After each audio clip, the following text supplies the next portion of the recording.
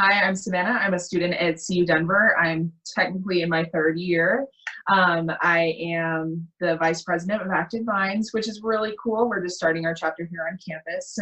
And I'm also a criminal justice major, and I'm doing a minor in psychology. So today we're having a conversation for this project about trying to find small ways that we can change the world together through understanding what we're learning about what's happening right now and coming up with some changes that we need to do when things go back to some type of normalcy. What was kind of like the transition for you from going from the normal life before this into the stay-at-home orders and this whole crazy lockdown stuff? Yeah, so mental health wise, I was actually doing really well in the beginning of the semester. I was like making new friends, which I had kind of struggled with before. I was taking really interesting classes. When this started, I was kind of like, oh, okay, cool. I don't have to go to school. And so that was kind of a nice break for me at first for like the first 3 weeks. But then when it really got into it, I was like, wow, this really is not ideal for me. And I actually do need that structure in my life. And having that lack of structure contributed to me not feeling as well as I had been. And so I really realized that I needed to put certain things in place for myself to be able to thrive off of this. Not maybe thrive, but at least do okay during this. So how'd you kind of recognize when you started noticing like, wow, I need structure? It was just hard because I went from being in like a good stable place to being relatively unstable, having either suicidal thoughts again, or like having nightmares when I was sleeping, having a lot of anxiety was a huge part of it. I realized how much anxiety I have, which was super difficult to deal with. I was like, oh, maybe everyone thinks this way kind of before the pandemic. And I kind of came to the conclusion that no, not everyone thinks this way at all. My brain is just a little bit different in that regard. And it was really hard trying to balance like the plate of like mental illnesses I have and stuff like that. That made it really difficult. Thank you for sharing that. And it's crazy like the acrobats that our mind will do to try to comprehend what it's experiencing of like, everybody thinks like this. How have you started to create a plan that focuses on your mental well-being? Yeah, so I started talking to my, I have a therapist and a psychiatrist. So I started talking to my therapist about how I could work through some of these things. And she was like, okay, well, we should come up with a plan. So what does that plan look like for you when maybe you're not feeling so good, or maybe you're even on the edge of like having suicidal thoughts or having severe suicidal thoughts even. That could look like contacting Colorado Crisis Services. And that could look like playing music, playing video games, talking to your friend, things in place that could like make all the world of difference, and just having that list available. So when you're in a state of mind where you're maybe not thinking as well as you usually do, you actually can see it and you can be ready to take action on it. That's great. That sounds like you found some really healthy structures to set up a like safety nets and a sense of security. What would you say to people that might have some stigma or some reservations about seeking help? I would say I was exactly the same way, and it almost killed me. So I'm really glad I didn't. I ended up just like being like, okay, this is my last resort. I'm going to see someone, but maybe it could help. I want to say about 3 years ago, I started therapy. The psychologist was implemented to help with post-traumatic stress disorders. Post-traumatic, God, I can't speak. Post-traumatic stress disorder specifically. Through EMDR therapy, which I don't know what that stands for, but it's like the tapping and stuff like that, or stuff like that. You know what I don't know if you know what I'm talking about. You do psychology. But the last person I interviewed mentioned that she was doing that therapy too. She goes to CU Denver also. She just moved to Iowa though, and is just taking classes online. So maybe when she comes back, we'll I think she's interested in joining Active Minds too. So maybe after this all goes back to normal, we can make some friends.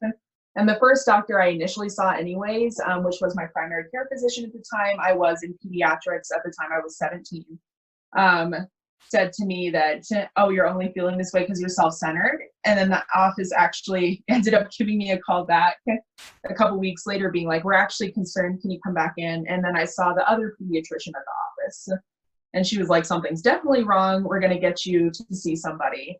And even though it took time, I picked one thing to look forward to every day. And it ended up being my first therapy session at a thing. Even though it was 5 months away, our healthcare system sucks. Even though I was like extremely suicidal and stuff like that, it was able to just put that in my mind that I was going to be able to eventually see someone, and that kept me alive for 5 months.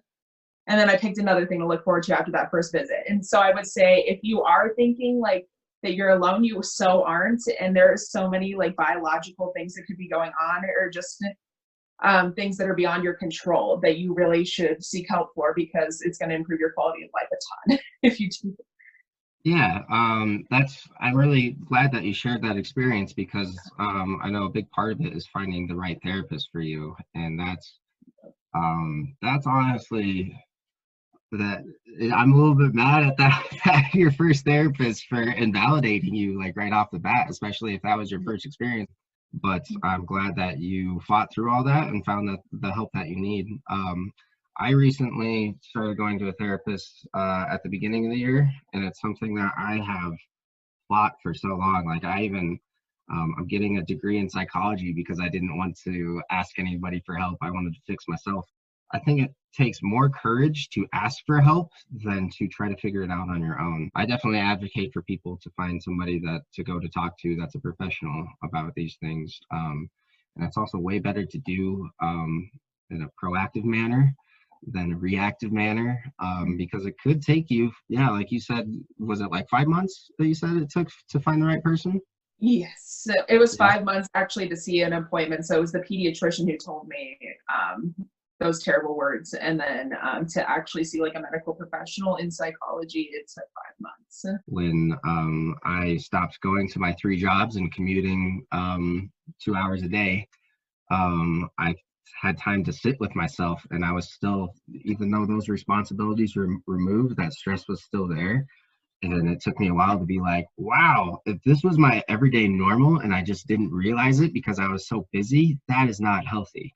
I think that this could be a really pivotal time for people to understand if their normal schedule was a benefit to their mental health, or if it was a deficit. And I think even though I like all the things that I'm doing, I definitely need to not jump right back into the rat race and do the same stuff. Well, thank you for sharing your thoughts on mental health with us.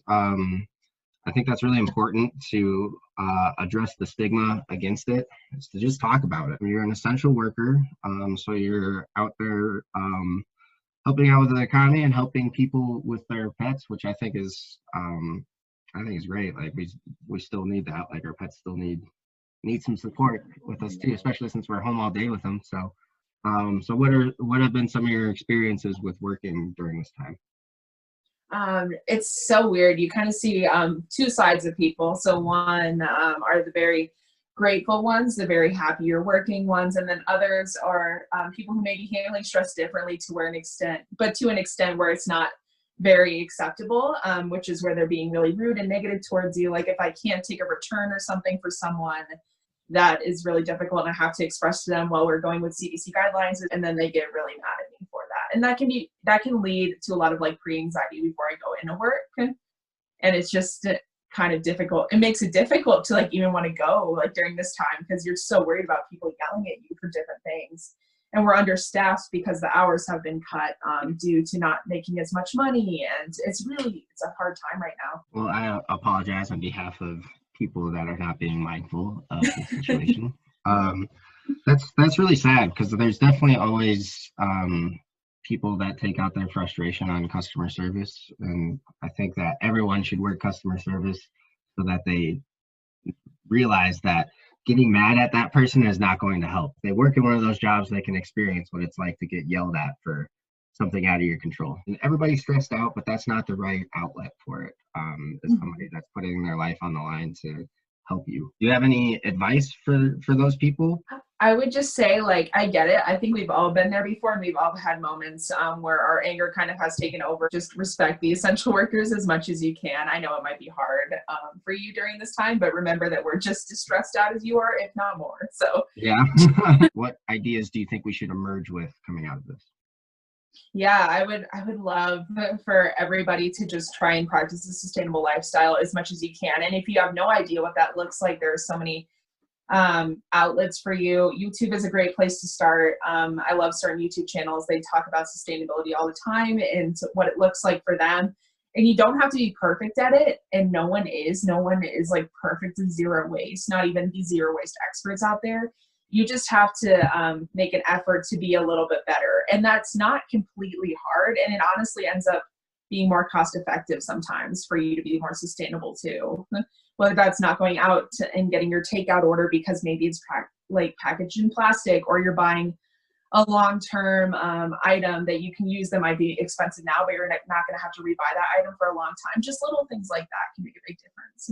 I think that's important for people to realize that just the small things that you do can lead to big things. Like Yeah. if I'm dedicated to reducing my amount of waste, not only is like that, making less waste, that's also might be improving my self-esteem or self-efficacy, realizing that I'm living up to my ideals. But it also creates, starts what's called bottom-up processing. And especially if everybody is doing small things like that, you can come together and do those small things, which lead to big things, which could even mean, so say you and 50 other people are dedicated to reducing the amount of waste that they're producing. And then you see in the news this big thing.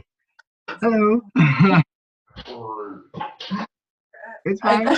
Have you seen those like memes of like people like roommates messing with people with their other roommates, like walking by in the background with like scuba gear and stuff like that? But yeah, say there's a company that's producing a ton of waste, and you and your 50 friends that are really dedicated to eliminating or reducing the amount of waste that you're producing sees this, you're going to be more invested in the problem and be more likely to collectively protest that company. Sustainability practices go a very long way, even though they might seem minuscule.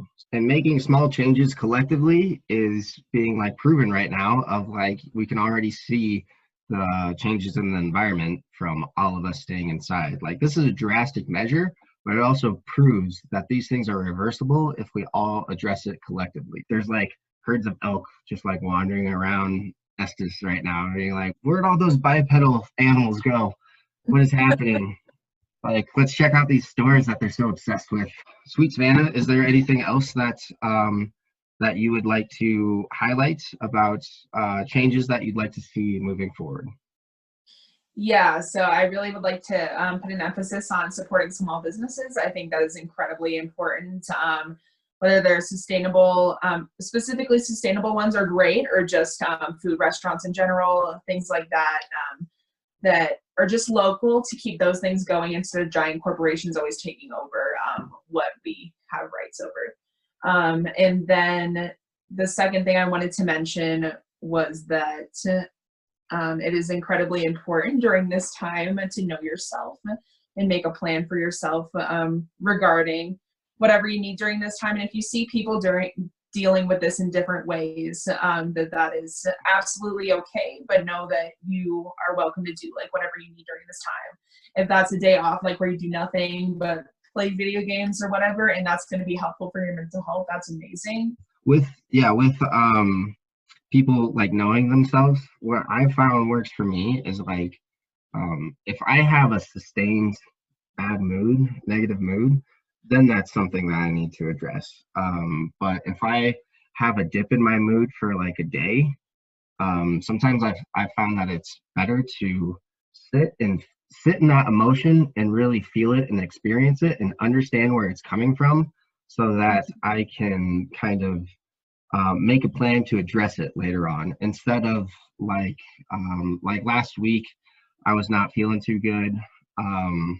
I think a lot of things had built up, and then I was finally emotionally experiencing them. And then I had like this Skype meeting to do, but I kind of was just like, I don't really want to do it because I feel like yeah, I'll perk up and everything, and it'll be nice to join that, but I think that that will just push down and suppress this emotion that I should probably deal with right now, and then that might come back in a bigger, more muddled way for me not to be able to understand it. So I think it's important for people to really sit through their experiences and understand them so that they can come up with that plan, um, to address certain stresses, unique stresses that they're experiencing right now. Yeah, I like how you put that. Know yourself so that you can come up with a plan to address those things. I really appreciate you taking the time to share these experiences with me, Savannah. I know that getting in front of a camera and sharing things and being very vulnerable and open about these types of stresses can be stressful in itself. But I think this will be helpful for people to see unique experiences, is kind of what I want to be able to put out there for people to like not just kind of sit in their own bubble, but to like have a full grasp of hearing from like real people rather than what the news is telling them what is going on. So yeah, I really appreciate you being so open, and discussing these things. I think it's can do a lot of good for a lot of people. So I thank you. Yeah, no problem. Can you do me a favor and cut out my company name? I think you said it once and I said it once. Oh, I just in case for like legal reasons, I just don't want anything to happen. absolutely. Thank you so much. No, I'm just kidding. Weak. Thank you so much.